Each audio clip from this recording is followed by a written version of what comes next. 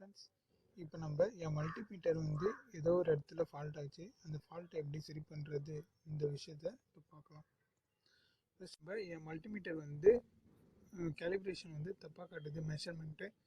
அது வந்து காரணம் என்னென்னா, உள்ள சர்க்கியூட்டில் ஏதாவது டேமேஜ் ஆகிருக்க வாய்ப்பு இருக்குது. இல்லை ஃபியூஸ் வந்து போயிருக்கும். இல்லை 2 ஃபியூஸ் இருக்கும் மல்டிமீட்டரில். F1 அண்ட் F2 2 ஃபியூஸ் இருக்கும். F1 வந்து 250 மில்லியம்ஸ் ஃபியூஸு அண்ட் F2 வந்து 10 ஆம்ஸ் ஃபியூஸு. நீங்கள் அந்த நேம் பேக் கேஸ்லேயே அதில் கொடுத்துருப்பாங்க, நீங்கள் அதை பார்த்து செக் பண்ணிக்கலாம். அண்ட் இப்போ நான் என்னோடய ஃபால்ட் வந்து ஆல்ரெடி கண்டுபிடிச்சிட்டேன். என் ஃபால்ட் என்னென்னா, இந்த இடத்துல பார்த்தீங்கன்னா தெரியும், ரெசிஸ்டர் ரைட் சைடில் ரெசிஸ்டர் அதை ஆல்ரெடி சால்ட்ரிங் பண்ணிவிட்டேன். அது இந்த இடத்த மட்டும் நான் உங்களுக்கு காட்டுறேன். இப்போ பாருங்கள், நான் கிட்ட போய் காட்டுறேன். இந்த ரெசிஸ்டர் வேல்யூ தான் நான் மாற்றிருக்கேன், சால்ட்ரிங் பண்ணியிருக்கேன். பழைய ரெசிஸ்டர் வந்து டேமேஜ் ஆகிடுச்சு, சுத்தமாக பர்ன் ஆகிடுச்சு. ஸோ தட் நான் கடையில் போய் இன்னொரு ரெசிஸ்டர் வாங்கிட்டு வந்து அந்த இடத்துல சால்ட்ரிங் பண்ணிட்டேன். R14 ரெசிஸ்டர் வந்து டேமேஜ் ஆகிடுச்சு. பக்கத்தில் இருக்க ரெசிஸ்டர்லாம் நல்லா தான் இருக்குது.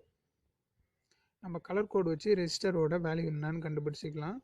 அண்ட் இப்போ நான் உங்களுக்கு நம்ம சரி பண்ண மல்டிமீட்டர் வந்து ஒர்க் ஆகுதா இல்லையா, இப்போ நான் சரி பண்ணி வச்ச மல்டிமீட்டர் காட்டுறேன். இந்த இடத்துல நான் சால்ட்ரிங் பண்ணியிருக்கேன், பார்த்தா உங்களுக்கு நல்லாவே தெரியும். R14 ரெசிஸ்டர் நான் வந்து சால்ட்ரிங் பண்ணியிருக்கேன். இதோட வேல்யூ பார்த்தீங்கன்னா 820 ஓம்ஸ் தான் நான் இப்போ சால்வ் பண்ண வேல்யூ. ஏன்னா 900 ஓம்ஸ் வந்து கிடைக்கல. இப்போ நம்ம செக் பண்ணி பார்த்துடலாம். ஓகே, இப்போ நான் 20 வோல்ட் டிசியில் செட் பண்ணிட்டேன். சாரி, 200 வோல்ட் டிசியில் செட் பண்ணியிருக்கேன். நம்ம 20 வோல்ட் செட் பண்ணிக்கலாம், 200லேயும் செட் பண்ணிக்கலாம், நோ ப்ராப்ளம். ஓகே, இப்போ நான் வந்து ஒரு 6 வோல்ட் பேட்ரி எடுத்து வச்சுருக்கேன். 6 வோல்ட் லெட் ஆசிட் பேட்ரி. இப்போ அதில் 5.1 வோல்ட் காட்டுது. ஓகே, பர்ஃபெக்ட், ஒர்க்கிங்கில் இருக்குது.